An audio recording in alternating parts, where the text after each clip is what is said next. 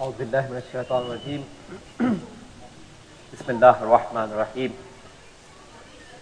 الحمد لله الذي ليس لأوليته ابتداء ولا لأزليته انقضاء وانحسرت الأوصاف عن كنه معرفته وردعت عظمته العقول والذي لا تواري عنه سماء سماء ولا أرض أرضا ثم الصلاة والسلام والتحية والإكرام على سيد البطحاء سيد المرسلين والأنبياء أبي القاسم محمد المصطفى اللهم صل على محمد وآل محمد وعلى الجوهرة القدسية البتول العذراء سيدة النساء فاطمة الزهراء وعلى بعلها أمير المؤمنين وبنيها الذين أذهب الله عنهم الرجس وطهرهم تطهيرا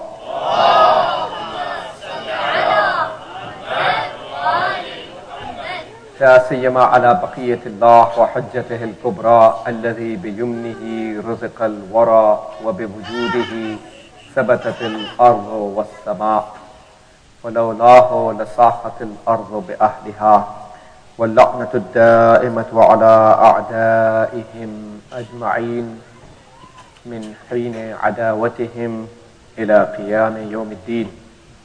أما بعد، فقد قال أمير المؤمنين عليه الصلاة والسلام: لا يحتمل الظلم إلا الذليل. صلوات.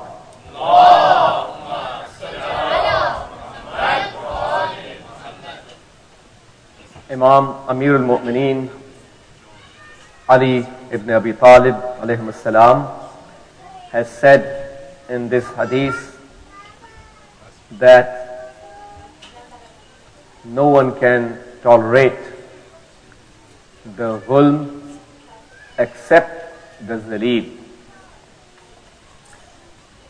So it takes the izzat of the person away. It takes the sharaf, izzat of a person away from him to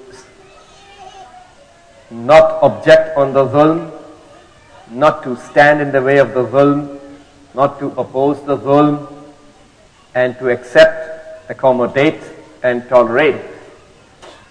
Alhamdulillah, we thank Allah, our Creator, the only Almighty God, to bless us with His glorious values and teachings, to bless us through the prophets that He has sent for our guidance: Prophet Adam, Prophet Abraham, Prophet Ishaq, Prophet Ismail, Prophet Nuh, Prophet Musa, Prophet Isa, and Prophet Muhammad sallallahu alayhi wa alihi wa sallam.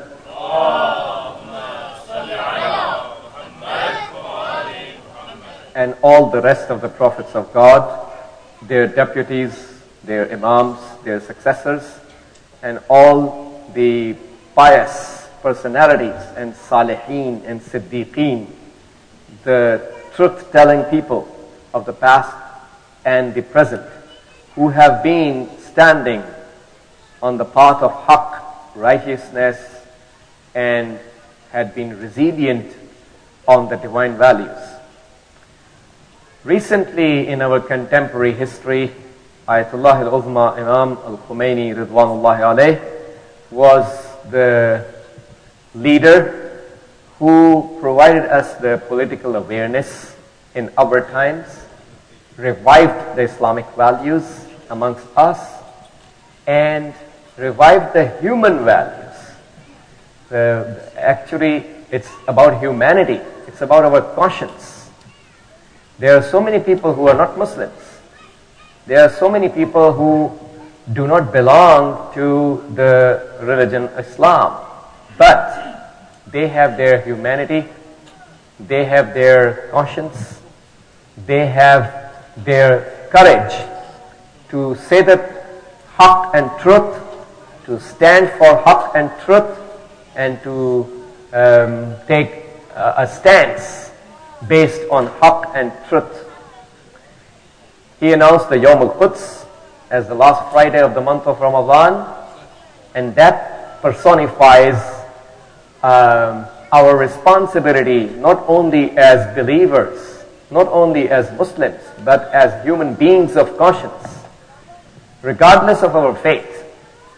Any human being and every human being who has his conscience alive, to take a stand on the moral values and the killing of the moral values against the killing of the moral values which is taking place day in and day out on the Holy Land by the Zionists, who actually belong to no religion.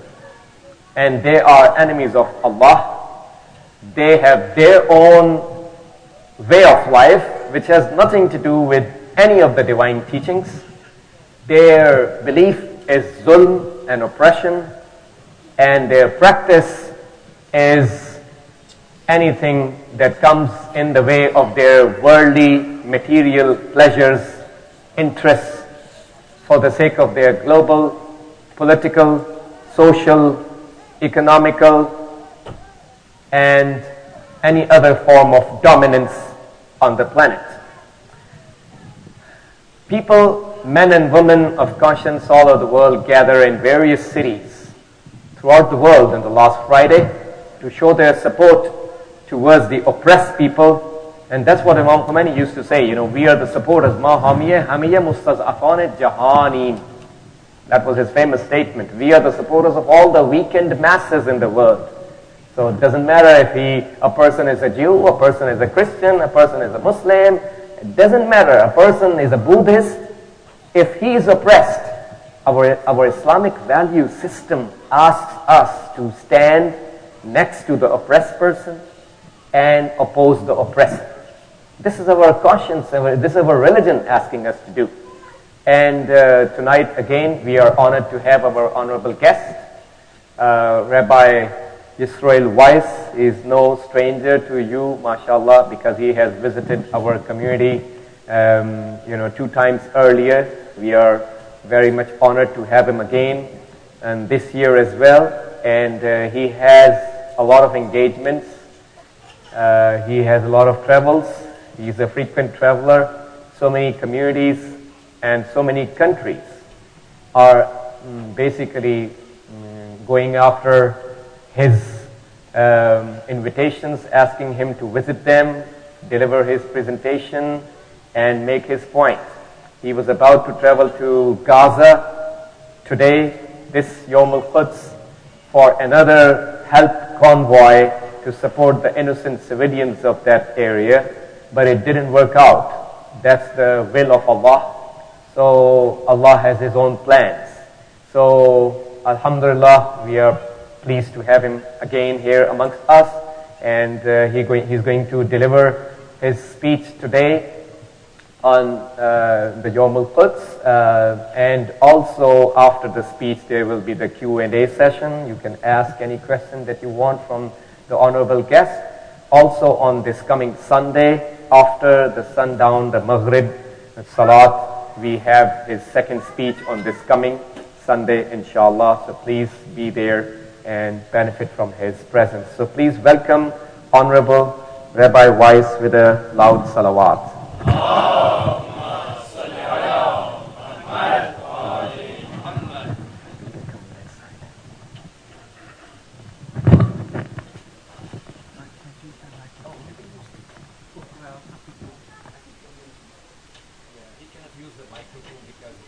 Sundown towards the Sabbath already started, so electronic things cannot be used. So you can hopefully listen to his speech. If you cannot, you can please, the sisters can move a little bit forward so you can hear him. Thank you.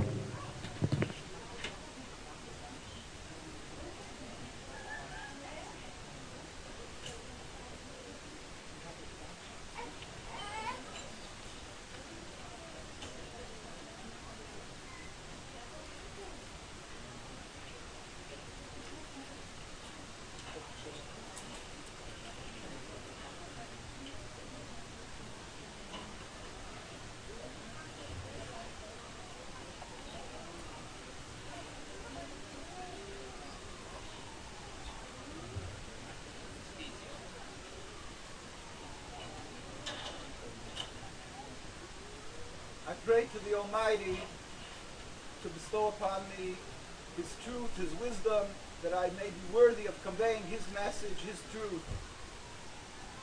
In so doing, one of God's attributes is shalom, peace, and God is righteous, just. We hope by being knowledgeable in God's justice, the Almighty's justice and righteousness, that we should be able to bring justice, righteousness, and peace to this world, and to be sanctified God's name. Assalamu alaikum, assalamu alaikum to all of you. First, it's an honor, I'm humbled, it's a privilege for us to know Imam, and to be invited by Imam to this special Malamese. Actually, in South Africa, I was just there. They also refer here, and to the whole the center here and the organizers, what? Zainab Center and all the organizing people for giving me this really privilege of being here. And to all of you for coming to listen. It's really, everybody is extremely busy. Everybody has responsibilities, and to take time to listen, especially to listen to somebody from a different culture, from a different religion, and unfortunately, especially in today's time, where the world has driven, certain people of the world have driven a rift between the Jewish people and the Muslim people, and to give time to listen to somebody from the Jewish religion is really something which is honorable, and I thank you all. But with God's help, with the help of the Almighty, it'll be worthy that this issue, because we have to serve the Almighty and do His requirements, and His requirements, as the Imam said, we have to constantly stand up for the ones who are downtrodden, for the ones who are being oppressed. We have to emulate God. In the Hebrew, in our teaching, Jewish teaching, we say, Mahu rachum akatei rachum. Just as God is compassionate, you must be compassionate. And what is happening, unfortunately, is the opposite. Is incompassion and a terrible injustice, oppression of the people. So with God, and it seems sometimes frustrating and futile. It seems that all what people try to do, day in and day out, week in and week out, in the United Nations, they make all these different, whatever they call it, statements and all what they do, and the countries make statements, say, do, and nothing happens. The world continues on, and on the contrary, I think that you find that more people in Palestine are being oppressed, and terrible, terrible atrocities are happening there, as we've seen in Gaza. So there's a reason. Of course, the reason ultimately lies, we say it's the works of the Shaitan. We say Satan. In Hebrew we say Satan.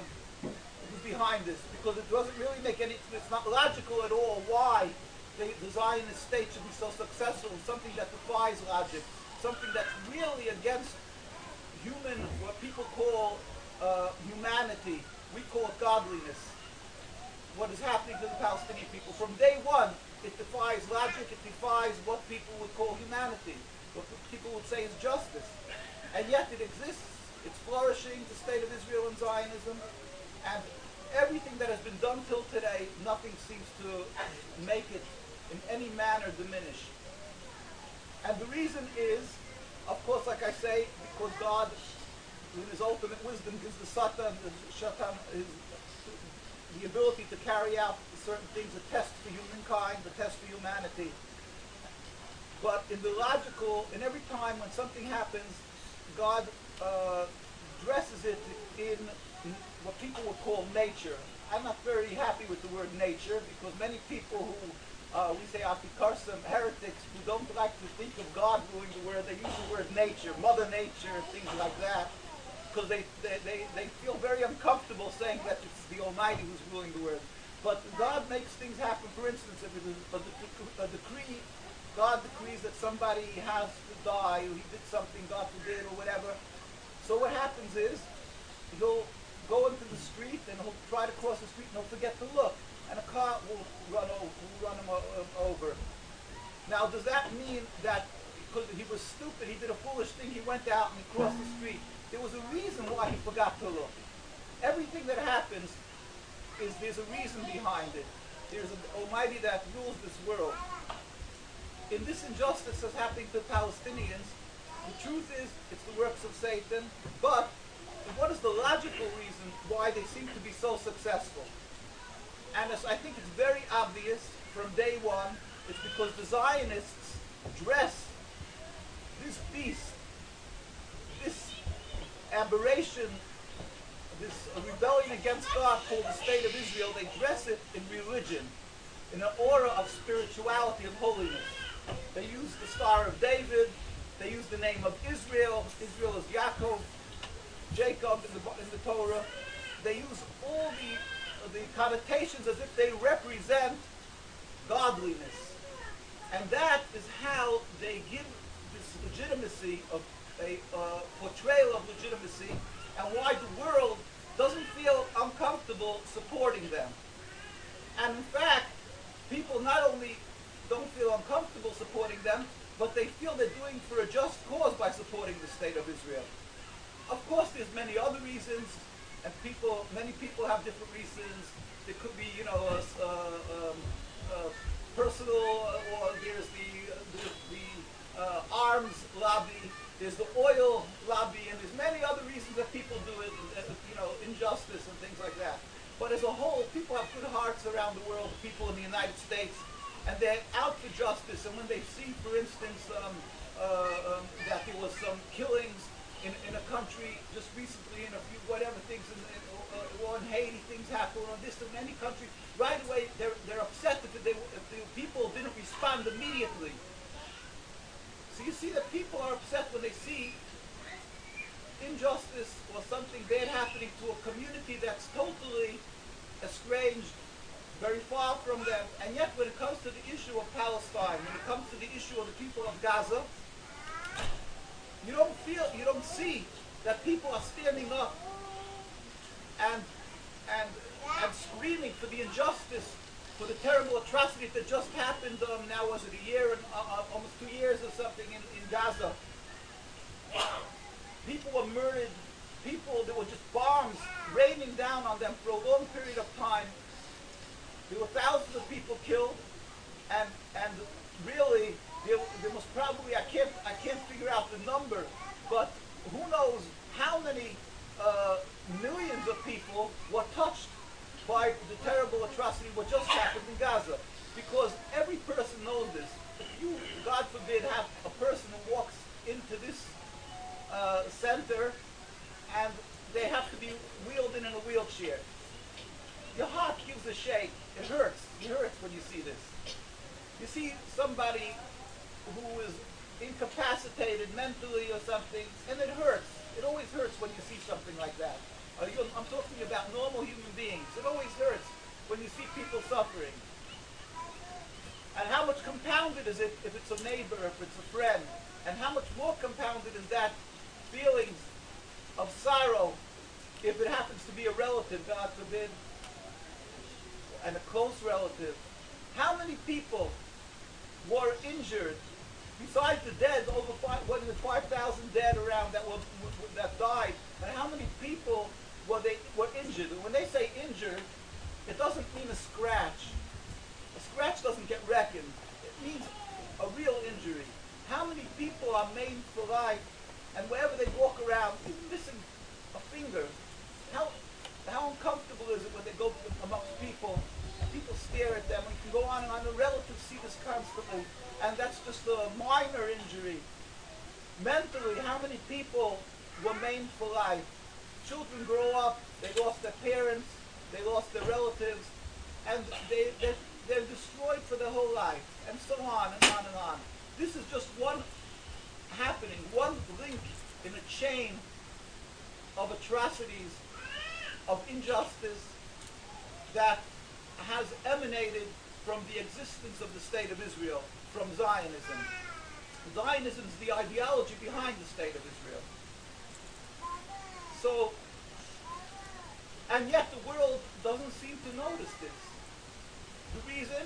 Because they say, look, the people of Gaza, they just happen to be, they brought it upon themselves. They're very stubborn. The Israelis say there's thousands and thousands of missiles, and they'll show you on videos or whatever, there's thousands of missiles are being rained upon them. And it's all because the people of Gaza, though they hate the Jewish people, they want to destroy all the Jews. All they have to do is say that they're willing that the Jewish people should have their home, they're willing to say that they accept the Jewish people, and there would be peace. So who's responsible? The people of Gaza. They brought it upon themselves. Yeah, it hurts when you see children maimed and injured and so many people suffering. But what could we do if they keep on bringing it upon themselves? This is, I think, around the world, in America, you will hear this constantly, that's the problem. The problem is Gaza. The problem is they are the villains, and the victims is the Zionism, the state of Israel. And this is the works of Satan. We say in Jewish teachings that God created the Satan, and he's doing the will of God. Why will he be punished? Our great rabbis teach us. He says he's punished because he colors things. If he would just say to a person, sin, and the person would listen to him, then he's doing his duty. But what he does is he constantly confuses, he changes things, he makes things look as a good deed when you're doing something bad, and when you're doing something good, he convinces the person not to do it, that it's a bad deed, and he totally confuses people, and for that he'll be punished. The world looks at the people of Gaza as villains, and the people of, and not only Gaza, Palestine. I'm giving an example, a fresh example of what happened now. The people, today it's Gaza, and the other Palestinian Authority maybe is okay. We can get into that, whatever. But as a whole, this is the vilify totally the people of Gaza. And in this manner, they make this issue as if this would be a religious conflict. And the people of Gaza, the Palestinian people, they refuse to accept Jewish people. That is what the works of Satan, because this is a terrible injustice. This is a crime in and of itself. Why? Because the Muslim people, the Arab people, have been, prior to the state of Israel, and prior to Zionism, which is, let's say, another 50 years before 1948, a little more than that, before Zionism came about, the Jewish people were living amongst the Muslim people. They were living both in Palestine and in Iran, in Iraq, in Tunisia, Yemen, Egypt, and you could still go and see these religious synagogues where they practiced the religion, where they flourished. They dressed as Jews, so it wasn't that people didn't know they were Jewish. So if it would be that the people of Gaza, the Palestinian people, or Muslim people at large hate the Jews, how come prior to any human rights groups or the United Nations, Jews lived together with Muslim people? What changed? Why all of a sudden do they hate the Jewish people? And the answer is, it's not true. It's a farce. It's a ploy of what the Zionism is doing. It's a facade. There's a Madoff to fool people. He fooled rich, smart people, billions and billions of dollars, and he carried this on for years and years and years. People who are brilliant, people who you respected because they're such good businessmen that they became rich, that they could invest millions of dollars. They were jaded people who were not fooled easily, and yet they were being fooled constantly. This Zionism, if you would just scratch the surface, you would do a little homework, you will see that the whole thing is built on a lie, on a falsehood, on hypocrisy, and more than that, on a rebellion against God. It's built on the evil, on a rebellion against God. The first example that I've showed you is a very simple, logical thing, and you can ask anybody, how come the Jews flourished as religious communities amongst the Muslims? If they really truly hate Jews, why did they live together with them and they were not massacred for hundreds and hundreds of years? you see something is wrong. Now, usually, science says that they would like to, it has to be scientifically proven, it has to make sense. A lot of that is, of course, the belief in God and everything makes sense and so forth. But when they come with this, that they want a hard proof, and then a hard proof, they'll be convinced. This you can prove even to these people who are trying to avoid religion and things. But you can ask them, look at this. If you would take, I give sometimes an example. If somebody comes along and goes to a doctor, and he says to the doctor, he's wheezing and sneezing and he can't breathe. And he says, and I'm pretty convinced that it's because of my neighbor who grows roses in his gardens. I must be allergic to these roses, and we have to have this guy stop planting roses in the garden. And he just barely can breathe. But the doctor notices that he smells terribly from cigarette smoke.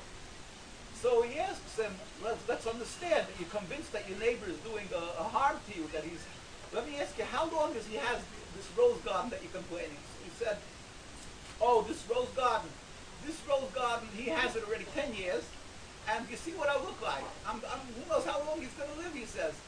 So he said, oh, that's nice. How long are you wheezing and doing? So he said like around 3 years. So he said, and is there anything else? How long are you smoking cigarettes? He said around 4 years he started smoking cigarettes. So let's go through this again. 10 years, your neighbor has planting roses. Yeah, no, you were wheezing. Everything was okay. For 5 years went past nothing. And now you cough, you look terrible. And you say that you started coughing and sneezing and wheezing around a year after you started smoking cigarettes. So maybe it's the cigarette smoke. So he says, doctor, you're a smart aleck. I'm coming to you. You know people are allergic to roses. Who do you think you are to tell me? I'm smart. I know who I am. And I'm telling you I'm allergic to those roses. I want you to help me get rid of this guy's rose garden. The doctor, what can he do with a guy like this? He's defying logic. Jewish people have been living together with Muslims. That's a fact. We've been living together, and thank God Jewish communities grew. We have great rabbis, and you can see they wrote their literature and so forth in Baghdad and in this country, in Dhaka and Alexandria, and in all these countries. And in Palestine, I have many colleagues. I brought a colleague here last time, I think it was last time, who was 6 generations from Palestine. They lived together in the same courtyard. They babysat, no problem.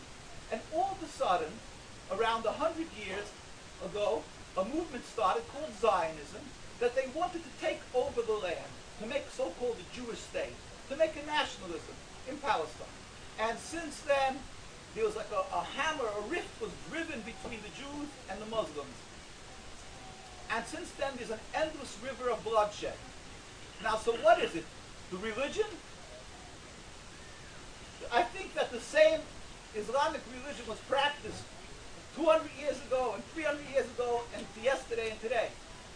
One thing I can tell you, the Jewish religion, by the ones who are practicing the religion, it's the same that we practice, and we're very strict not to change one iota, one drop of the teaching. We are very strict in that. So it's the same Jewish religion. So the religions are the same. So why all of a sudden can't we coexist? So the answer is, let's look. Let's look what came into being. What was introduced to this mixture that could be causing this problem? And it's something that's very obvious. Zionism came into the picture, and all of a sudden, it's like you add some type of you put Alka-Seltzer in a glass and it starts bubbling. What do you have here? Something was added that it's disrupting the existence. So you may say, well, it has to exist. What do you mean? You're going to wipe out this, the people, the Jews and Muslims, they have to live together. You have to, you're not going to ask people to wipe out Judaism. Who's asking you to wipe out Judaism?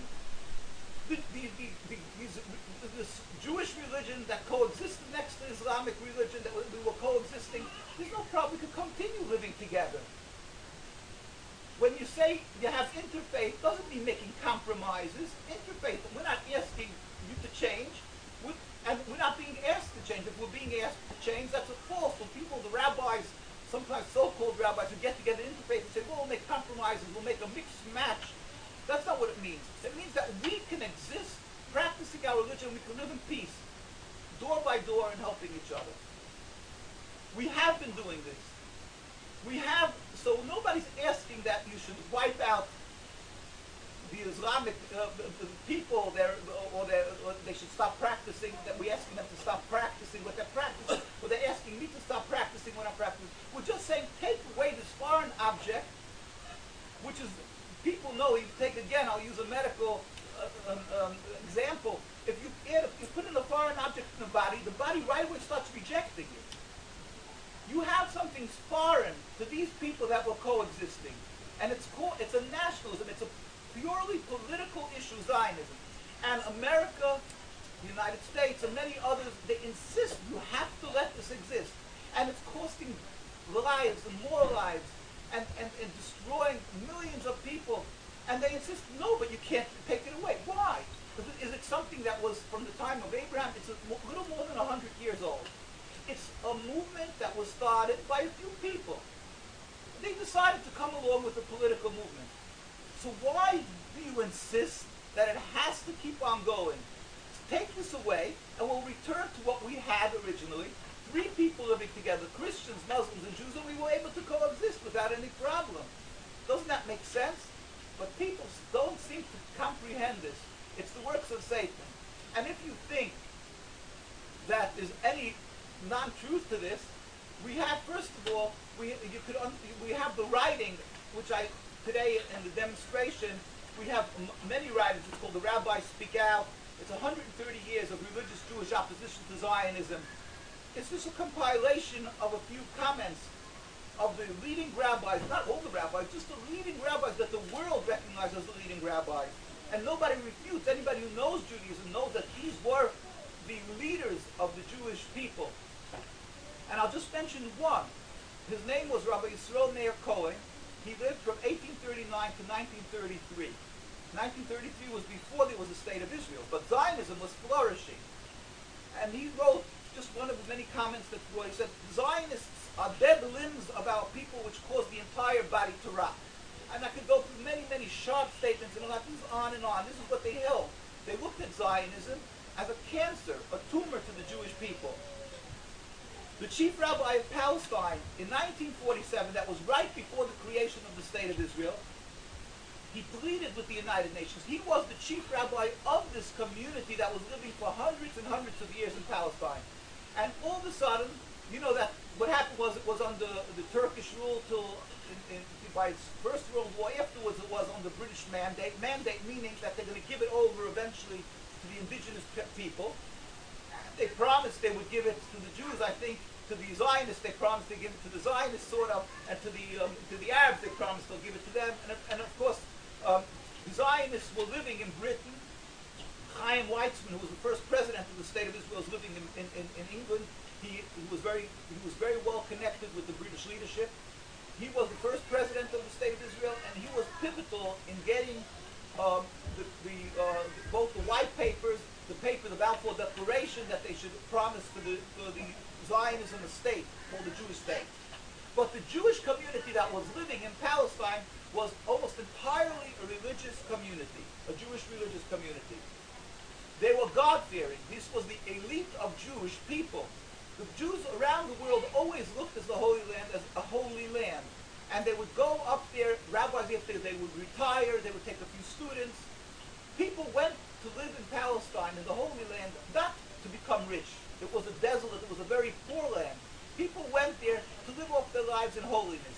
So it became the elite of Jewish society from around the world. And it was a very God-fearing community. We have many writings like that. There's a German general by the World War I wrote a book, and it was, and I just happened to notice it was in Haaretz magazine, which is enough of a problem. It's a Zionist. It's in the State of Israel, a leftist paper, non-religious, and they brought a book review from this German general, and in this book review, he writes. It's called, the name of the book is Mit den Türken zum Suez Canal. That means with the Turks to the Suez Canal, by Friedrich Kress von Krestenstein. And it was a book reviewed in the Haaretz archives. And he writes just one little paragraph. He writes like this. This general from World War I, a German, and he had no connections or no interest at all in the Jewish issue. he was just a German general, and he wrote about the maneuvers, the war maneuvers of World War I. And afterwards he wrote a book. So it says, they wrote in the book review, it is interesting to see how Palestine of 90 years ago appeared to Kress, this German general. A phenomenon that was extremely odd was how the war caused, the First World War, caused an unprecedented upsurge in the battle between the Zionists and the non-Zionists. A battle that turned ugly and did little to promote Jewish interests in general. At the same time, the non-Zionists, that is the Jews without political goals, mainly belonging to the Orthodox stream, that means the religious Jews, were the overwhelming majority in Palestine of Jews, not because of the majority of people living here were Muslim, but of the Jews, they were the Orthodox God-fearing Jews were the overwhelming. The Zionists living in Palestine scarcely made up 5% of the population, but they were very active, fanatical, and terrorized the non-Zionists. During the war, the First World War, the latter tried to free themselves from this terror with the help of the Turks. They feared, justifiably, that the activities of the Zionists would ruin the good relations that existed between the long-time Jewish inhabitants of Palestine and the Arabs. And so on, he goes to speak. The Jews who were living there as a whole, the community, were God-fearing Jews. There was no such thing as desecrating the Sabbath. You didn't do it. I know for a fact, there's many writings of the rabbis, nobody dared to publicly not keep the Sabbath or do something against God. The chief rabbi at the time, who represented all the Jews then, basically the Jewish communities, was Rabbi Sonnenfeld. After he passed away, there was Rabbi Dyshinsky. Rabbi Dyshinsky was right before the creation of the state, before the United Nations ratified the state. And he wrote a letter to the United Nations. He said, I plead with you. And we have the letter. It was in July 16, 1947, the declaration before the United Nations. And I'm not going to read the whole letter, but just one sentence. He said, we furthermore wish to express our definite opposition to a Jewish state in any part of Palestine. This was a man with a beard, a God-fearing man. You think of this, he's the most Jewish you can be. And he says, I don't want a Jewish state in Palestine. This was the view of Judaism. Why? Because there's no such thing as a Jewish state. It's a rebellion against God. We are forbidden, as Jews, to have 1 inch of sovereignty. We are forbidden, even if the land would have been an uninhabited land. If Palestine would have been totally barren, desolate, not a person living there, and somebody would come along from the Jewish faith and say, we want to make a nationalism home, we as Jews would say this is forbidden. Why? Because if you look at the books of the prophets, Ezekiel, Isaiah, Jeremiah, since the destruction of the temple 2,000 years ago, we were expressly told by God in a prophecy from King Solomon that we are not to, we were put on the oath by God not to return en masse to the Holy Land in large numbers, not to rebel against any nations, and not to try to end exile. We are not to make 1 inch of our own sovereignty. And we accept that. Why? Because we know that the world belongs to God. It's His world. It's His land. And He says to us, accept it as a punishment, the destruction of the temple, and you are not to have your sovereignty. Because we were not on the level of holiness that was required. When the Jews left Egypt and they went into the Holy Land, it says in the verses in the Bible, look, it says there many times, it says God warned the Jews that the Canaanites, they had defiled the land. They were idol worshippers, and they defiled the land. And the land is rejecting them. So this is a holy land. And God warned the Jews, be careful, do not defile the land, because you will be rejected as the Canaanites were rejected. When the Jews went, by the way, time was not allowed for this, but the Jews at first were reluctant to go in, and they were punished for that. They were in the wilderness for 40 years, if you read about that, and because there were some Jews who were reluctant to go into the Holy Land. It was God's command. They had to go in. They weren't out to fight. They weren't looking to take over the country. It was a command of God. They had to go in. Then after 40 years, Joshua the prophet took them in, and as you know, they went around the walls of Jericho, and the walls of Jericho sunk. It was a miracle. The world is ruled by God. And when they went in, God warned them, don't defile the land. The prophets warned us that we were not on this high level of purity, and therefore the temple was destroyed, and we were sent out of the land. Then we were warned, don't attempt to recreate any type of kingdom. We are forbidden. What do Jewish people wait for? Jews wait. One day we believe that God will make a miracle. We hope it'll be today. That we will wake up and all the atheists, people that you know who laugh and scorn at us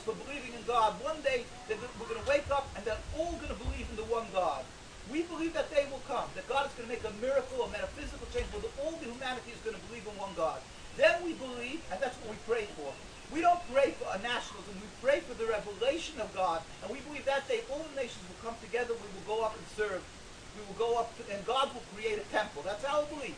We're not asking anybody to accept this. We're not forcing, we're not standing with guns and saying, believe us. We believe that that's what happened. There will be a miracle, and all humanity will go up, and God will create. It says Jerusalem was destroyed in fire. Jerusalem will be recreated in fire by God. It will be a spiritual thing. That's the Jewish belief. Judaism 101. Any attempt prior to this miracle by God to go up and take the land is rebelling against God, and it's transgressing oaths. An oath of God, which is a very serious thing. There can't be anything more serious than God puts on the oath. Like you go to court and you swear to tell it. An oath is by us considered the most stringent thing. God puts on the oath. So to go there was never attempted. For 2,000 years, Jews have gone through the Crusades, have gone through the Inquisition, Spanish Inquisition. I don't know how many people know of the Spanish Inquisition. You can go to Spain, you can see the torture chambers. What they did, they burned people at the stake. They had to renounce their being Jewish, and if not, they were burned. And Jews gave their lives constantly. There was a time that the Jews were very rich. They could have bought a piece of land. It was called the Golden Age of Judaism, and they could have easily bought a piece of land and built a home. But they didn't. Why didn't they build a land? Why didn't they buy a piece of land after so much suffering? Because it's clear in our teaching, the rabbis told them, if you look at Maimonides, all the teaching, they were told, have patience. God is compassionate. If God was going to have a land, he'll give you a land. To go and buy a piece of land, you're rebelling against God. It's showing that you don't believe that God is ruling this world. So we never did it for 2,000 years. All of a sudden, around 100-odd years ago, Theodor Herzl, Zev Jabotinsky, a bunch of guys, if you look at the pictures of these Zionists who were sitting by the first Knesset, it was called, the gathering, the Zionist gathering in Switzerland, you'll see that almost nobody covers their head. They're all non-religious, almost entirely. Who are these people? And they decided that they're going to make a national home for Judaism, for the Jewish people. You think they did it because they had religious beliefs? They had anything to do with religion? Not on anybody's life they didn't mean that. For instance, Theodor Herzl had a diary. He was the leader, the father of this Zionism.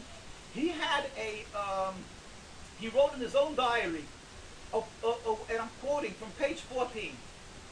He said, a way to solve the problem of anti-Semitism that people are against Jews is to speak to the head priest of Vienna to get an appointment with the Pope to make a mass conversion of all the Jews of Austria to Catholicism. That's a solution that we've been giving our lives, being burnt at the stake to uphold God's commandments. And he says the way to solve anti-Semitism is that we should make a mass conversion. They should all become Catholics. It should be done on Sunday, in the middle of the day, with music and pride. Publicly, we are the last generation that held on to the faith of our forefathers. The conversion should be in St. Stephen's Cathedral. It's a large cathedral there. In other words, he's talking on and on and on. He has no problem with dropping the religion. He was so much anti-religious that he had one son, his name was Hans, and he wrote in the newspapers that he did not circumcise his son. And everybody knows this is our covenant to show that we are subservient to God to do circumcision.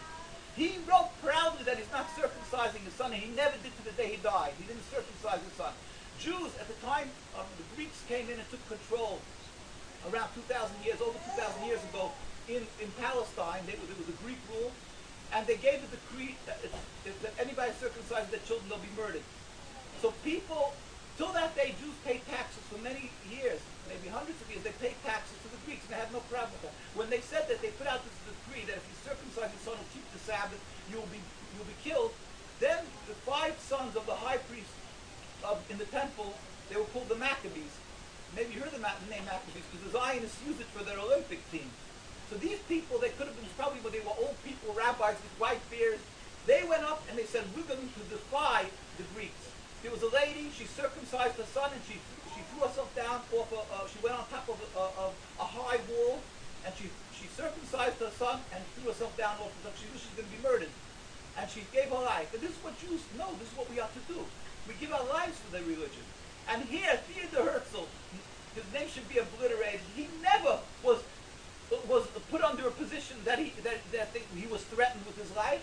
Yet he said, I'm proudly not circumcising my son. This is a portrayal of what Zionism is all about. And the Maccabees, these five sons of the high priest at that time, the Greeks went up and they fought against the whole Greek army, hundreds of thousands of soldiers. It's impossible physically to be victorious in such a case.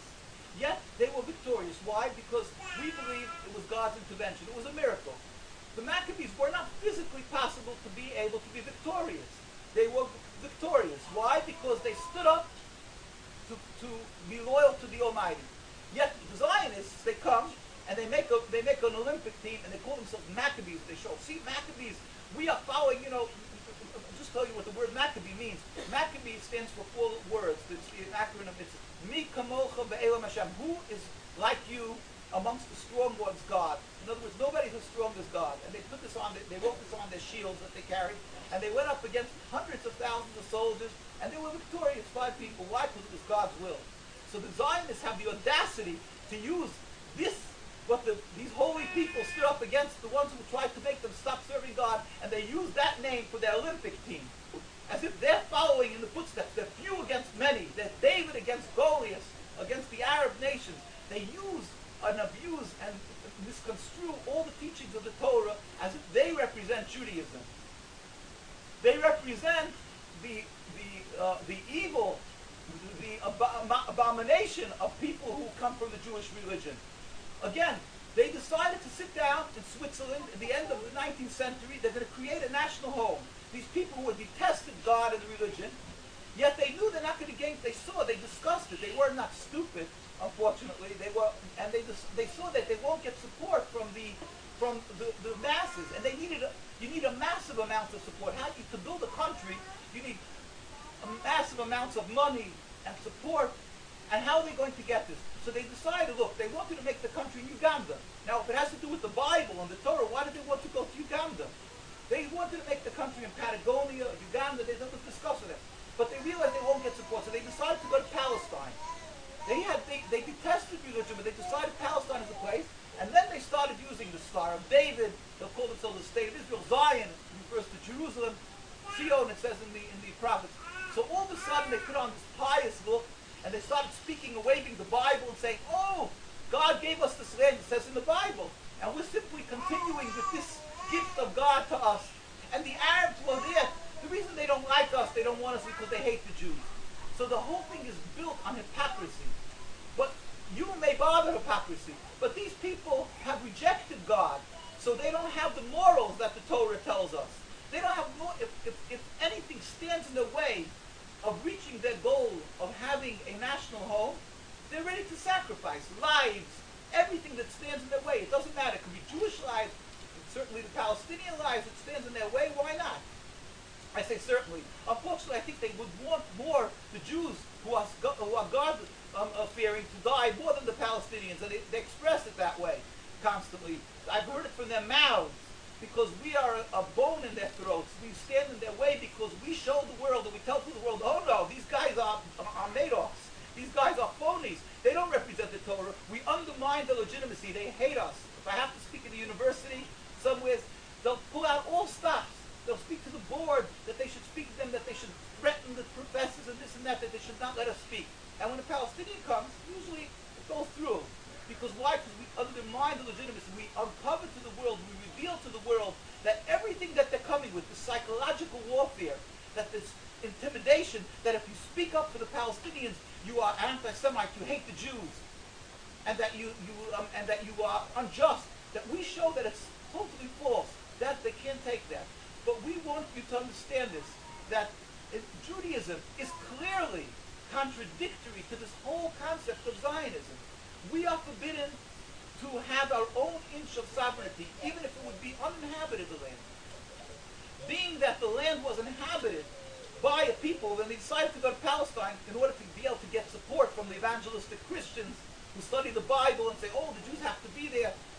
Let's not get into the reasons why many of them believe that the Jews have to be in Palestine, in the Holy Land. There's many issues about that. But many do it for humanitarian reasons, or simply they believe in the Bible. And of course, the unaffiliated Jews, so the rather non-religious Jews, millions of Jews around the world, they're non-religious, unfortunately, and they're ignorant of the Torah. So they say to them, hey, look, you have the cake and eat it. You don't have to be religious, and God will be pleased with you because you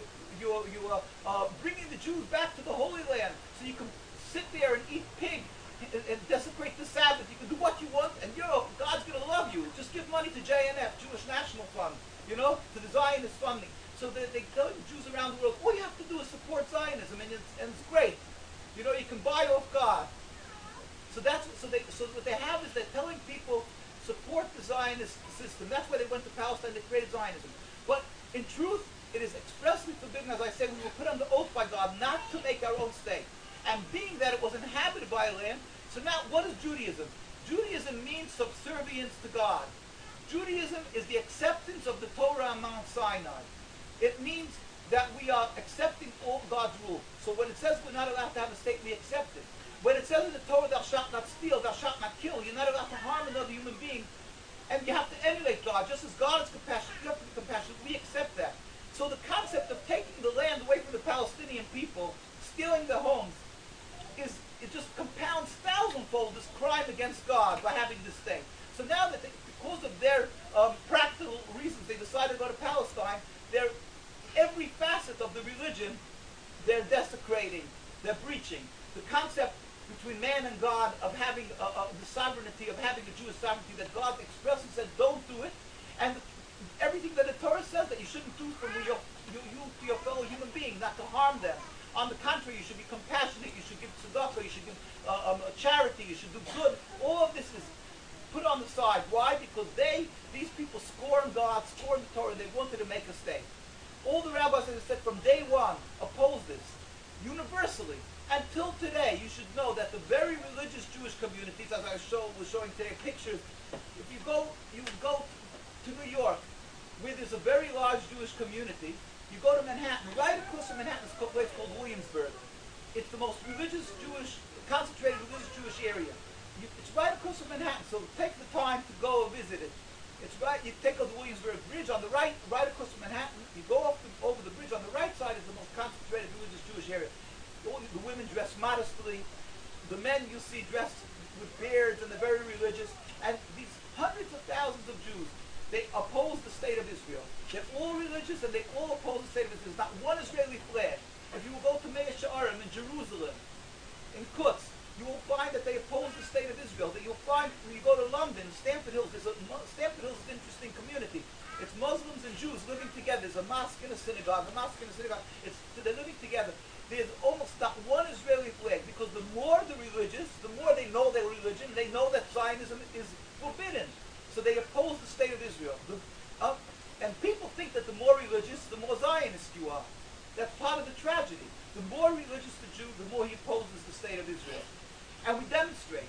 We go out, we have hundreds of thousands of Jews demonstrating in Palestine, in the US, in London. It doesn't get reported by the press because there's intimidation of the press. New York Times, Washington Post, any big paper, who's talking about the little, like the New York Post and all these others, they just ridicule us. They'll never write what's happening. When the Zionists make a demonstration of 50 people, they'll have them in the news, constantly. When we do whatever we do, it doesn't get reported. The press TV, since they're around, they report about us. Al Jazeera, when they come to New York, and we get reported by them. But if it wouldn't be for this, in fact, in Israel, they wanted to ridicule us or something, or they wanted to show how we're evil, not to ridicule, how evil we are with the enemies, with Iran. So they showed that Iranian TV is showing we're making a demonstration. They didn't show the demonstration, they wrote it. Iranian TV is showing the demonstration of Jews in Arab. And we're talking about tens of thousands of Jews.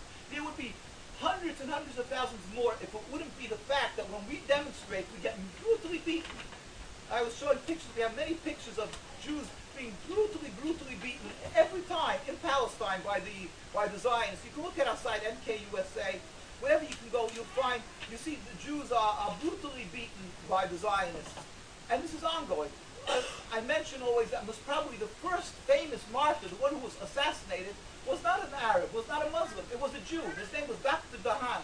In 1924, he took the chief rabbi of Palestine, and he brought him together to the king of Transjordan, this Rabbi Zainab of blessed memory. This is the picture of him. Again, you can see it on the side, Dr. Dahan. He brought together, he was a politician, he came from Denmark, he was a repenting Jew. He thought to be a good Jew meant to become a Zionist. So he moved to Palestine, he joined the Zionists. He was a very serious person though. It didn't take him very long to realize that this is not what religion is all about, and that the religious community is against the Zionists. So he went to the chief rabbi of Palestine, to Rabbi Zainab, and he said, look, this is terrible. The world doesn't know what's going on. So and this was in 1924. He brought the chief rabbi of Palestine to the king of Transjordan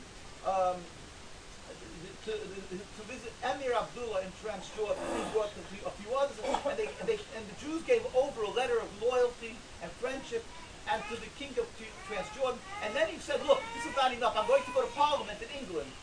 And I'm going to tell them that the Jews are being falsely represented here. And he was a diplomat. He used to be in Denmark. He was very close with the king of Denmark. The Zionists, the Haganah, which was the terror group that, of course, they're idolized today. But they were a real terror group, terrorists, and they were the official, Zionist army before the state of Israel. And they went and they warned him, we're going to assassinate you if you're not going to stop. Because they were first friendly with him, so they felt that they'll at least tell him that he should stop. They went, and while he was coming out of it's called the Shaarei Tzedek hospital. Till today, it's still there in Jerusalem.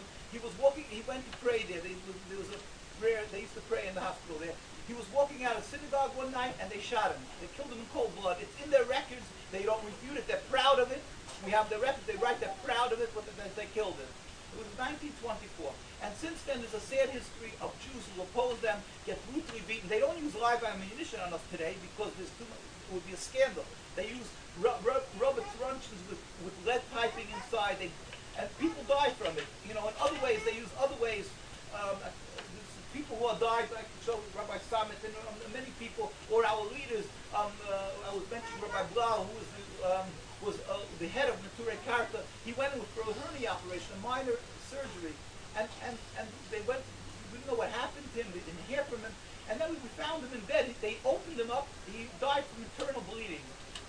He just died. He was a strong man. He went in for nothing, and go on and on and on. Somebody pierced with Rabbi Hirsch, who was he was the representative of the Jews in the Palestinian Authority, Rabbi Moshe Hirsch. We have pictures of him. Again, you can see this all on our site together with this. Probably you can see later. You can see he's sitting he's met every month around with President Arafat at the time as representative. He was walking in the street in Jerusalem. They poured acid in his face. He was almost blind. On one eye he was blind. On one eye he was almost blind for the rest of his life. And nobody talks about this. And other Jews see this, and they're afraid to speak up. You have in Seattle, Washington, if the religious Jews studied in schools in New York, which is invariably they come to New York to study to the better schools and rabbinical colleges, then they're anti-Zionist almost entirely. But the ones who are anti-Zionist, they don't speak up because they're intimidated. It's like a politician. A politician dares not speak up pro-Palestinian. Why? He's committing political suicide. That's unfortunately doesn't answer for them. They should be speaking up, and the rabbis should be speaking up. I'm not saying that it's proper what they're doing, but I'm not in their shoes. It's hard to stay, to tell somebody, hey, die for a cause. Thank you. The fact of the matter is that people are very afraid. We have a person in Manchester, England. He's our main spokesperson. His name is Rabbi Cohen. You can see pictures of him in our writing. He's very vocal. He speaks up against Zionism. He was in Iran. We have together meetings with the Ayatollah Khamenei and many with the president. But every time I'm not apolitical. We have nothing with politics. I'm not getting into which side, whatever you like, whatever you want. We're not political, but we just want the world to know that Zionism doesn't represent us, and that we have no in any manner, any type of animosity or fight with the Muslim people. So we went to President Khatami, we went to President Ahmadinejad, and we still go to them. I don't have my pictures here, but we can see pictures. We went to Hamas, we're very close with the leadership over there, and we went to President Abbas. That doesn't say our opinions of what they're doing. We feel that Palestine has to be a total free Palestine over the whole land. But I'm just saying we're not political, involved in. We say Palestinian people have to pick their own rulers, their own leaders, and so forth. I don't want to get into political, but when we went to these people, Rabbi Cohen of Manchester is very vocal. He's in his 70s, I believe. He should have 120s. A special man, a distinguished scholar. And since he's been outspoken against Zionism, he's been brutally attacked. They've shot live ammunition in England, in Manchester, into his house. He has bulletproof windows and iron grates over that, and the police put cameras around his house. And this is for years now, and they have never caught anybody. Now other people see this, and he's been physically beaten. People see this and they're afraid to speak up. Because they can't, they feel, look, I can't die, I can't give my life for something. So they figure, they rationalize, they'll go to a Jewish community somewhere and they'll teach them to be God-fearing, and they hope that, they'll grow up and they won't become Zionists. But that's why they're not outspoken. Only in the very few communities, the very religious communities, where we are insulated, like New York, or Jerusalem, or London, where there's a large, that's where you'll find people are more outspoken.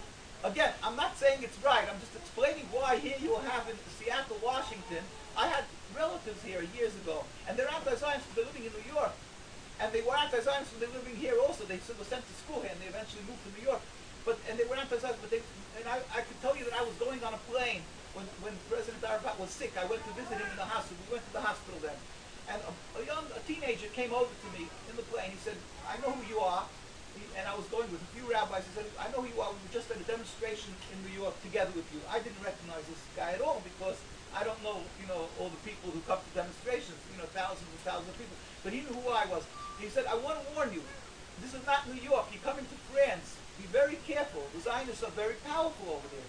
They have something called Beitar. They have different groups and everything. It's very scary. He said, be very careful. Don't be outspoken. I thanked him very much. He didn't know that's exactly why I was going there, to be outspoken. But he meant it very well. And he was in France. He came from France. He came to study in New York. He was flying back. When he's in New York, he joined our demonstrations. When he was in France, he didn't dare open his mouth. And that is on the sad tale of what is happening. People are afraid to speak. Again, we're not condoning it. Everybody should be outspoken. But the intimidation, the fear amongst the Jewish people is great. There's another issue. The vast majority of the ones who are truly religious, they are anti-Zionists. The ones who are truly religious are anti-Zionists. But even the ones who are a little less, they're anti-Zionists. And the proof is, if you will see, in Palestine, in the state of Israel, the vast majority of religious Jews don't send their children to the army. And they're constantly in a fight between the left and the right. How come you're not sending your children to the army? How come we have to die for you? That's what they keep on asking them. Look at the religious. They're suckers. They're leeches on the land. They're eating up the land. We're dying for them. Why should we die for them? That's what they say, the left. And the religious said, who asked you to come and to make a stay? But they don't fight. And the fact is, they don't have, even on the religious, most of them, there's not Israeli flags on the buildings. The ones who get funded from the state of Israel. They don't have, and they don't celebrate on the, if you look at the pictures in New York, where the Israelis have their Independence Day parade, you'll hardly see the religious over there. Why? Because the religious don't celebrate. All the religious, almost entirely, they will celebrate with me at the dismantlement of the state. Of course, it should happen without any death and suffering. But that they would celebrate, they don't want this. Now, so what do the Zionists do? The Zionists and the state of Israel, how do they control so many Jews? They're very efficient, like I said. First of all, the vast majority of Jews who are not religious, they use this constant vilification of the Arabs, that they're anti-Semites, and that the Torah, it's a Jewish land and it's the promise of God and so forth. In the religious communities, unfortunately, what they do is fear-mongering. They keep on telling the Jews, if you're going to let back those Arabs, they're going to murder you. First of all, they count on the fact that the European Jews don't know the Muslim communities. They don't know the Muslims. They don't know what they did for us, the Muslim community. So they use this fear constantly. And more than that, there's many Jews I've had Jews approach me and they say, look, we agree with you, there shouldn't be a state. But look, it's a catch-22 situation now. If over 60 odd years already that the Zionists are controlling, look what they did to the Arabs. If you're going to let them come back here, you're going to give back land, like you just saw, they wanted to give some land. They said, what's going to happen? They're going to immediately murder the Jews. How could you take on yourself the responsibility of the Jews that are going to die if they're going to come back? And you're right. It was taken against the law. It was wrong. It's a transgression. It's an atrocity. But what could you do now? Should all these Jews die? It's built on the successful propaganda of Zionists that there's this hate of Muslims and Arabs to Jews. The fact of the matter is, again, I tell you from, I'm watching that. The fact of the matter is that I personally and my colleagues, we went many times to President Ahmadinejad. We went to meet with the leaders of Hezbollah in Lebanon. We went to meet with the leaders of Hamas. We brought medical aid and so forth. We met Ismail Haniyeh. We met these people, and they embraced us.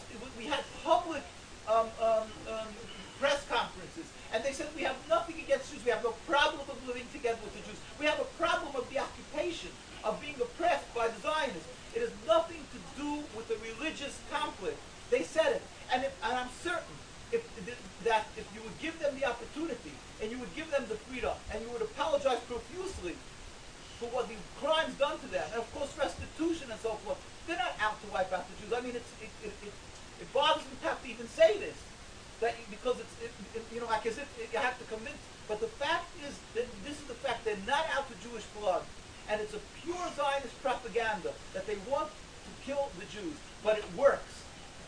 unfortunately, again, I'm not trying to, give right to what they're doing, but this is the mindset, the philosophy, this is the psychology of the Zionists, how they're able to ensnare so many people behind them.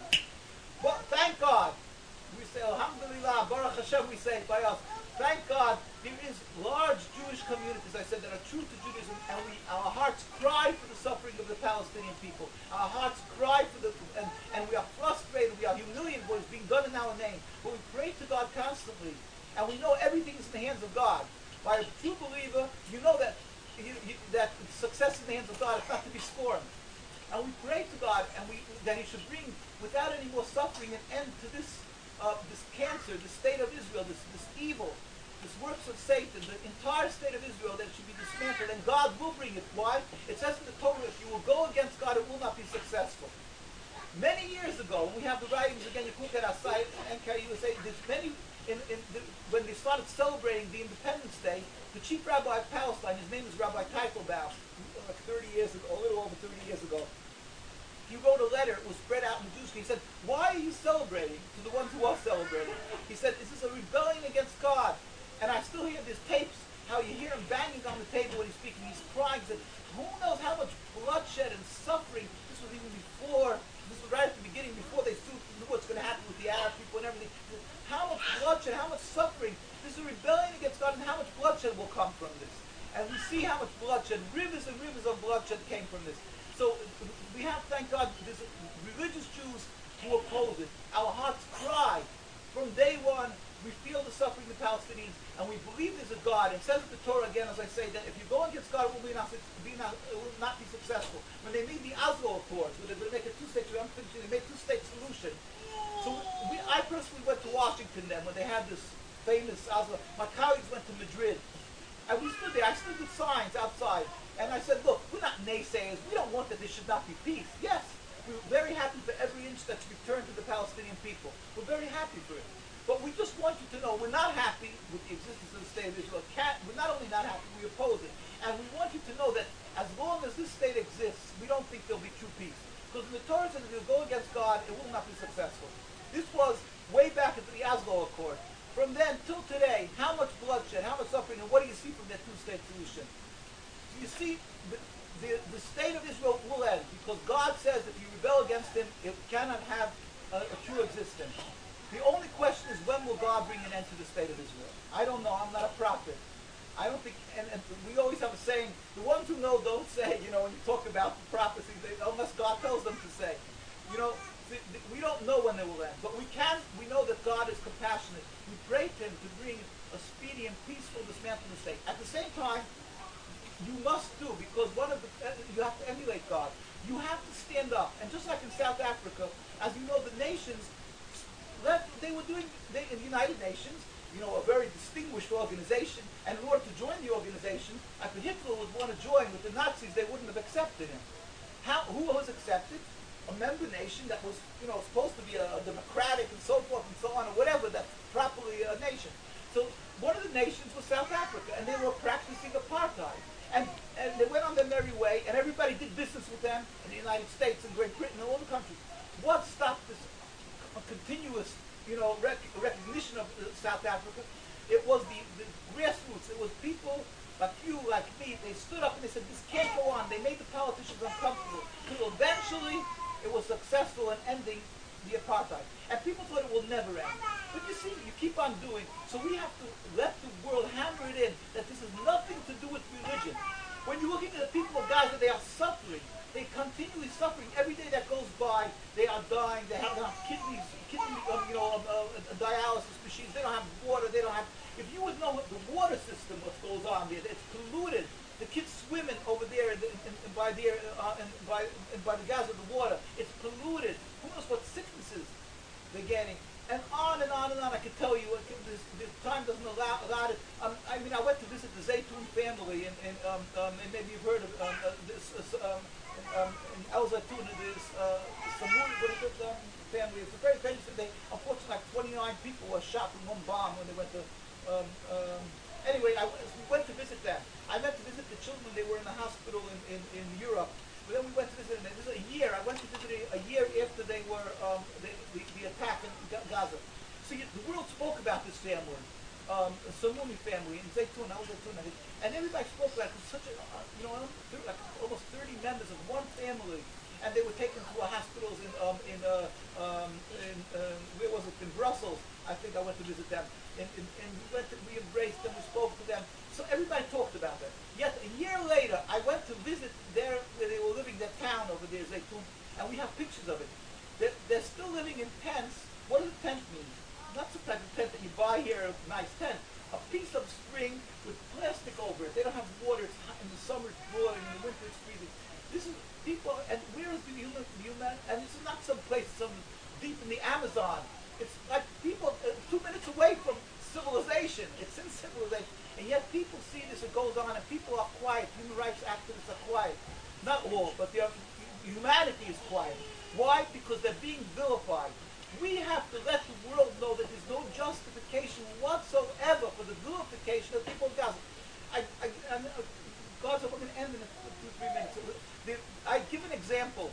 If the Nazis would have taken over France, God forbid, and they would be till today, they would be have taken over France. There were the freedom fighters in France, as you know, and I'm not condoning violence, not at all. But let's say the freedom fighters would have been doing, they blew up the tracks, they blew up, things that they made it for the Nazis, and they were very successful. The underground, the freedom fighters in France. What? The resistance movement, the French resistance. They saved many Jews. They were very, they gave their lives for what they were doing. And then, if God forbid, Nazis would have taken over France, and today they would still be the freedom fighters, the resistance movement. Now, let's say the world would say to them, okay, look, you can't keep on going on. It's already 60-odd years. You have to stop. And they would agree. They said, you know what? Okay, we'll stop what we're doing, and we'll live with the fact the way it is. Give us a place that we could live, and we'll live with it. They'll say, no. The world will say to them, no. You have to get up and make an announcement that the Nazis are the rightful rulers of France. You would say that's crazy. That's unjust. That's deplorable. What kind of what words would you use for it? How could you do such a thing? Or like a bully is punching a guy, he's punching the kid in the nose, and he says, now say thank you. He's not happy till the kid says thank you also. They're saying, so here, the people of Gaza, if you remember before the attack of Gaza, they said they made an agreement not to shoot any more missiles, nothing. And they said, that's not enough. You have to get up and make an announcement that the state of Israel is legitimate. And the world says, yeah, right, you see, these are the villains. They're stubborn. They bore upon themselves the whole attack because they don't want to recognize the state of Israel. They still have the keys. People are alive that still have the keys in Jerusalem. In Quds, they have the keys to the home. They say, show me the legitimacy of the taking of our land. And we'll get up and we'll say, yes, it's legitimate. But there's no legitimacy. There's no logic to it. There's no legitimacy according to the Jewish teachings. The rabbinical authorities say it's not legitimate. What do you want? Why do we have to get up and say, yes, thank you for taking over our land? And because they don't want to do that, they're considered villains. So you have to stand up there and keep on till the world recognizes a distinct difference. This is not a religious conflict. This has nothing to do with religion. On the contrary, when we were under the Muslims, Hitler didn't come in the Muslim countries. It came, and the Crusades and and so forth. The Inquisition came in Europe. Didn't come in the Muslim countries. This is not the problem, not religion. And you're not anti-Semitic if you stand up for the people of Palestine. Stand up and don't be intimidated. Pray to God, because ultimately it's in God's hands. But stand up and let the world know and say, we have to save these people. We have to give them everything they need, medical aid and so forth, but ultimately a free Gaza and a totally free Palestine. And then we will be all able to stand and embrace each other and serve God as we've had, and people realize that this is just a mirage. It's a bad dream that was. And people look back, and just like in the apartheid, or like in America, 70 years ago when you went to the South and the blacks had to sit in the back of the bus, and you tell your children, you know that the black people have to sit in the back of the bus, they look at you crazy. It doesn't make sense. This is the same Constitution that says one nation under God. It doesn't make sense. Yet this is exactly the way it was, and accepted by distinguished people. One day people will look back on the state of Israel that was, we hope that should be dismantled speedily and peacefully, and they'll say, it can't be, it doesn't make any sense. We're waiting for that day. We want to celebrate that day. Let us hope God should bring that to, we should be able to celebrate without any more suffering and death, the end of the state of Israel, hopefully in a free Palestine, free Gaza. And ultimately,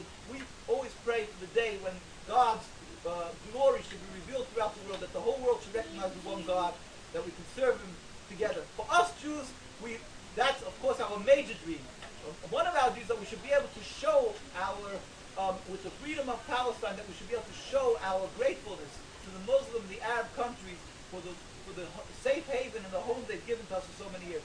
But God's name is peace, shalom. Shalom. And God wants peace, that we should all be able to serve Him in peace and harmony soon nowadays. Thank you. Thank you. Thank you.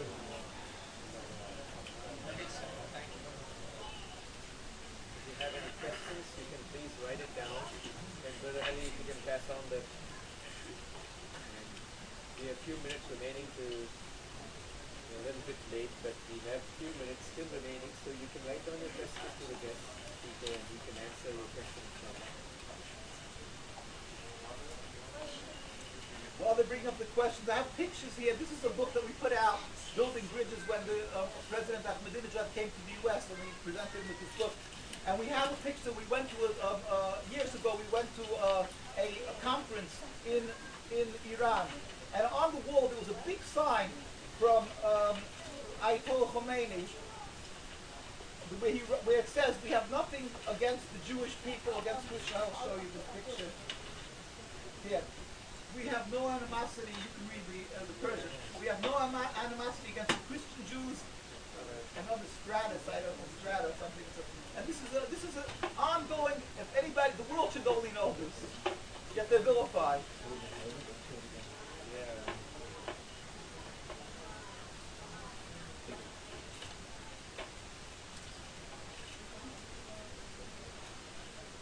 Yeah, it says that we do not have any kind of animosity towards Jews or Christians or people of any other, any other type, any other kind of people. So basically, Islam lives peacefully with people of all faiths.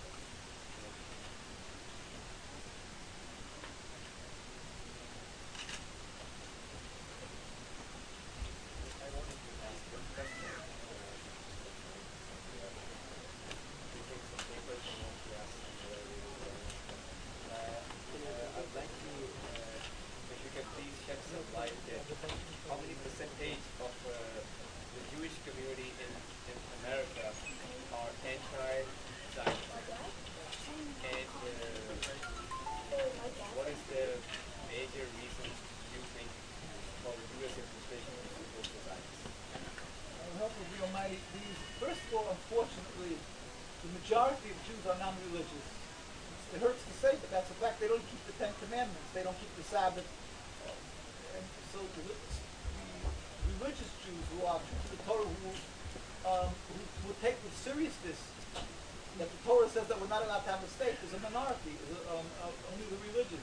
Now, that said, there's many Jews who are non-religious who support human rights and support the Palestinians because of human rights. We don't come from that angle. We say, first of all, human rights is godliness. God says you have to be compassionate, not do evil. So when people call human rights, we call godliness. And we're coming from that angle because of religion. So, not talking about the human rights activists from the non-religious, the majority of religious Jews, religious around, as I said, you find they don't support, they don't celebrate the Zionists. You won't find them celebrating.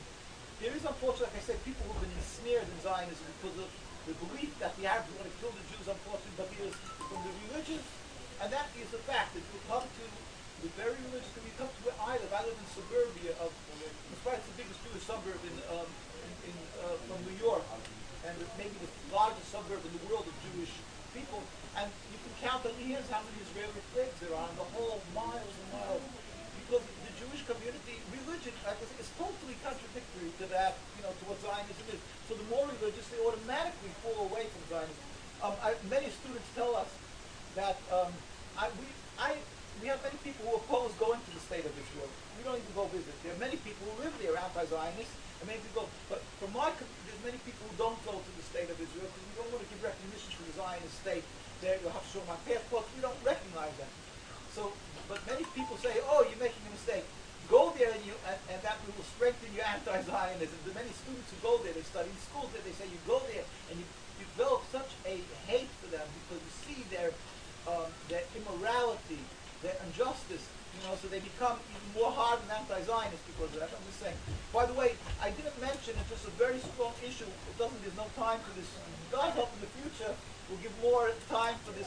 But the Zionists use the concept of the Holocaust, as you know. They're very busy with the Holocaust.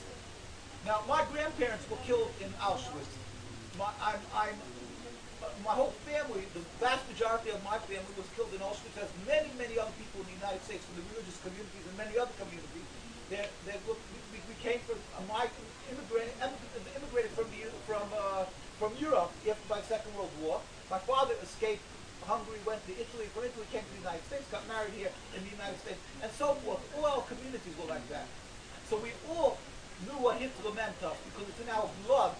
We grew up in a community where all our grandparents, we didn't see our grandparents, we didn't see our relatives, uncles, aunts, and a lot of times I want to know what the family history was. This stuff. There's nobody to ask because they were murdered.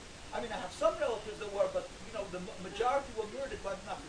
So nobody can tell us we don't feel in our blood Hitler. Yet the Zionists seem to have adopted it as if it's their thing, and they make these memorials. They mean one thing. They mean the support of the state of Israel by intimidating. In other words, if you don't support them, then you're a continuation of the Nazis. It's clear. That's what they talk about. Oh, you're like the Nazis. They want to sort of fuse together the Palestinians with the Nazis. And how abhorrent that is, how disgusting that is, because we have writings. We have a book. I have here one book of that. We have. I put just a cover of it called "The Holocaust Victims Accused." How we show how the Zionists they impeded the efforts to save Jews, and they collaborated with the Nazis also. The leadership, not all. There were some Zionists who gave their lives to save Jews, but the leadership tried to. I have just a statement. I'm not going to go on with the speech here, but I just want to give one. I'm going to quote Chaim Weizmann, the first president of the state of Israel I mentioned before. And I'm just going to mention one little statement of his. In 1938, when they were meeting together, the Zionists, the leadership knew what the Nazis are doing, because they were very well informed. They had a meeting if they should help Jews leave Europe to escape to Palestine. And so they weren't talking about the Palestinian, the Arabs are going to stop them. Just the question was, should they help Jews? And this is Chaim Weizmann, the first president of the state of Israel. And he said like this, I'm quoting him, Palestine cannot absorb the Jews of Europe. We want only the best of Jewish youth to come to us. We want only the educated to enter Palestine for the purpose of increasing its culture. The other Jews will have to stay where they are and face whatever fate awaits them. These millions of Jews are dust on the wheels of history and may have to be blown away. We don't want them pouring into Palestine. We don't want Tel Aviv to become another low-grade ghetto. In other words, Jews like we are, ghetto Jews. In other words, let them die. We don't want them in Palestine. These millions of Jews should die. We don't want them. And they tried, and they worked with the Nazis. This unbelievable story. We have the documents. There's books written about it. Go on and on and on. Britain tried to say, in this book, The Holocaust Victims Accused, we have the documents that Britain in Parliament offered that they're going to take all the Jews into India without documentation. They're going to take them into India. And the Zionists said, we are only agreeing to work if you include Palestine in the agreement, that they should take them to Palestine. They said, we can't do that. So they stopped, the Parliament stopped working on that angle, and the whole motion died. In other words, Jews had several times they could have been saved, but the Zionists didn't want. The Zionists wanted that Palestine should grow with Zionists. So when they should have the audacity to talk about the Holocaust, their hands are bloodied with the Jews. Death in the Holocaust. Yet they have the audacity to speak about you're like the Nazis, and they use the Holocaust where they should be hiding from shame of what happened by the Nazis. And there's much more facts to that.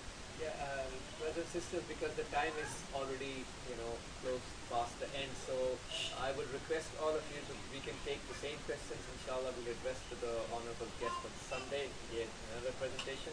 But I'll just take one question for tonight, and then we will end the program. So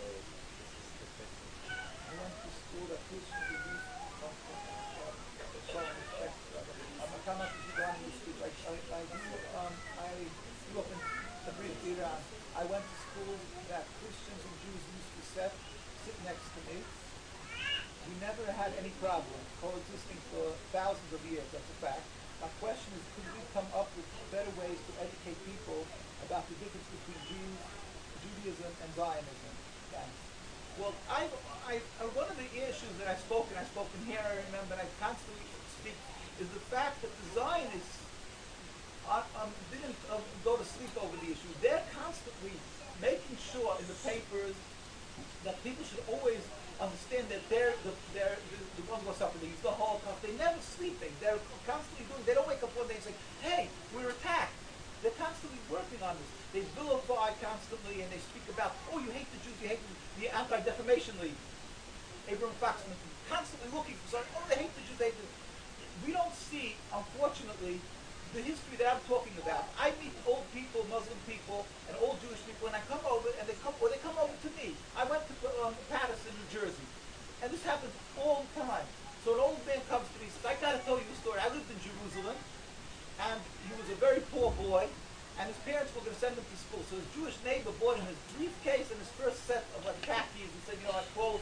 And he still remembers, and he went to school, and that was, he still remembers, this is an old guy, he was a teacher and later in his year, and he said, he still remembers that coexistence, and I could go on and on and on about, this coexistence that they had. Another Rabbi Cohen who was here in, I think I came, did I come with Rabbi Cohen, an older man? No? A young man. Oh, well, anyway, there was a Rabbi Cohen, an older man, not the same, Cohen is the name of called priest. That's the ones who served in the temple. So all the from Aaron, brother of Moses, their grandchildren are called Cohen. The family names, many of them. There's many Cohens. The Rabbi Cohen was he was a person who lived. He's in his 70s, I think. He has great grandchildren. Thank God. He should have done 20 stuff. He's not so healthy now. He tells a story about how his mother. This was before the state of Israel. He lived in the old city of Jerusalem. And it was already in the 20s and 30s, there was already tension.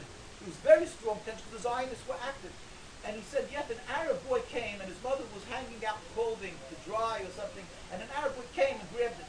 And this guy's father ran after him, and he said, "I'm going to kill you." He was telling this kid, he said, "How dare you do this?" This was, because the coexistence was so strong. So, the little Arab boy grabbed his Jewish lady's clothes. I'll tell you another thing he told me. He said when, at the beginning in 1948, Jordan took over the old city of Jerusalem. So when they took over the old city over there, I don't know, the whole, whatever, they took over it by the Jewish quarters. So the Zionists told the Jews that they have, and they threatened they're going to kill them if not, that they have to stand up and fight. And the Jews, the heads, Rabbi Mintzberg, I think his name was the head, they put their lives up. They could have been shot, and they didn't care, and they put up white flags that the Jordans should take it over. They didn't want to fight with the Arabs. And the Jordans took it over. What happened was the whole Jewish community was surrounded, was taken over by Jordans in the old city. And these people are alive today. You can hear these stories from them. What happened was a little boy, a little child, I don't know, a boy, a girl, disappeared. And because of the turmoil, they took over Jordan.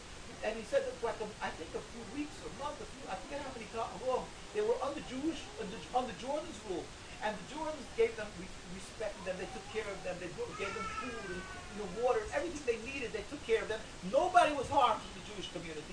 And in fact, when this little kid disappeared, they found the kid, they brought it back to the parents, this child, and then afterwards, unfortunately, he said, Rabbi Cohen, many say the same story, they said, they transferred us back over to the other side, to the Israeli side, after the negotiation, after a month or two. He said, would it that we should have not gone, that we should have not let ourselves be transferred? We would have stayed under Jordan's rule in the old city, but unfortunately, that's what happened. But I'm just saying, now all these stories of coexistence, nobody knows.